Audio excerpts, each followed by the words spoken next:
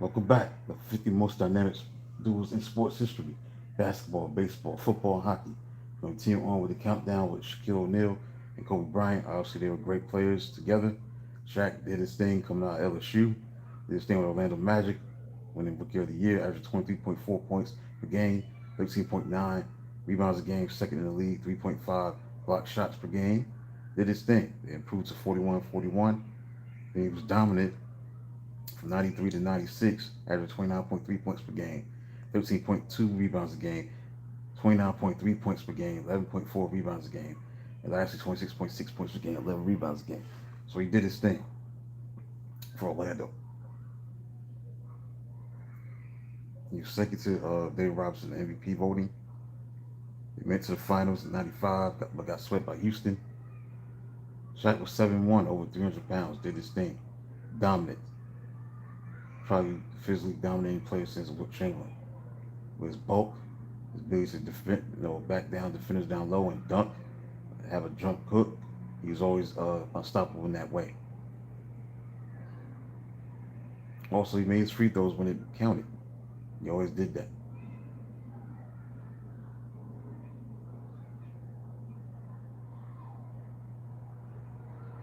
Do the hack and shack and stuff like that. But he made the free throws when it mattered.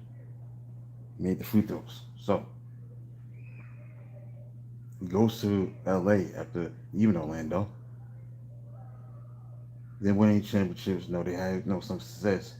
Still was getting swept, especially by Utah in the West Conference Finals, and also against San Antonio, they got swept. Kobe Bryant came to the team in '96 NBA draft. He was really drafted by Charlotte, but he was traded to LA.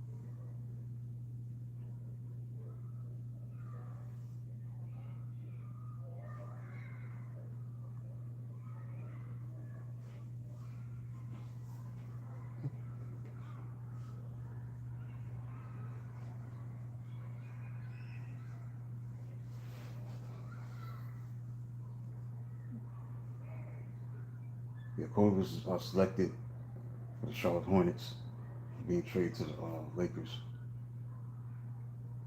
Things didn't get off to the best starts for Kobe. He was coming off the bench, so he didn't take the league by storm yet. But he got better. His second season, averaged 15.4 points a game. He's known for shooting them air balls against Utah Jazz playoffs. He didn't get off to the best starts at that time, but then things got better. Phil Jackson comes in, they start winning championships. They won 67 games that year in 2000. Shaq won MVP, led the league in scoring, 29.7 points a game, 13.6 rebounds a game. Uh, Kobe, 22.5 points per game, doing his thing, and 6.3 rebounds a game, and 5 assists. So uh, that's the thing about it that stands out. You start being compared to Michael because he's supposed to, score, a rebounder, playmaker, defender. He was just like Jordan. People thought he was going to be next Jordan. He did live up to the hype of being like Michael Jordan. Thanks for two people tuning in. And again, they were dominant as a duo, winning first of 3 championships in a row. Dominant, just dominating. 2000, 2001, Shaq averaged 28.7 points per game. That's when they won their second championship. 12.7 rebounds, 2.8 blocks. Kobe averaged 28.5 points per game, 5.9 rebounds a game, and 5 assists a game. Then when they won their third championship in a row. Kobe averaged 25.2 points per game, 5.5 rebounds a game, 5.5 assists a game, 2 blocks for Shaq, 10.7 rebounds, 27.2 points per game.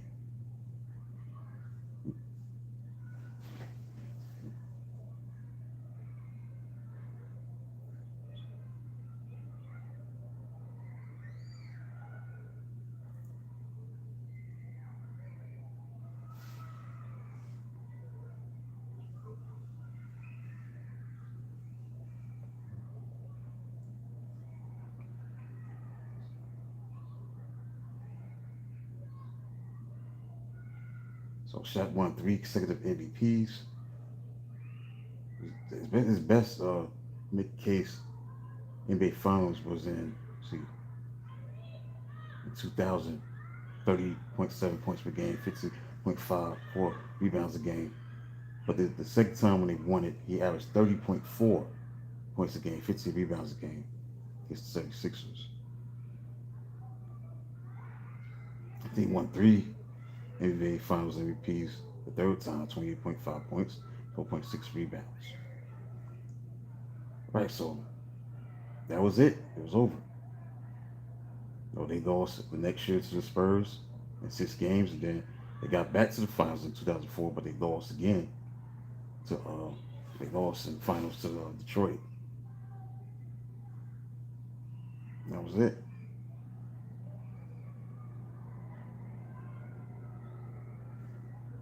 Broke up, and Shaq went to Miami, and Kobe stayed as a Laker. So it was self-explanatory, man. They did a lot. They did a lot together as teammates.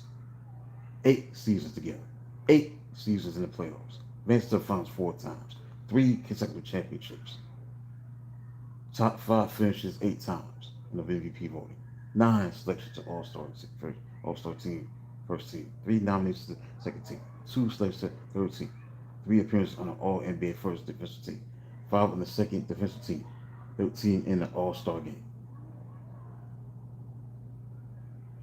Shaq and Kobe was placed in the top 5 in scoring in total of 9 times as teammates.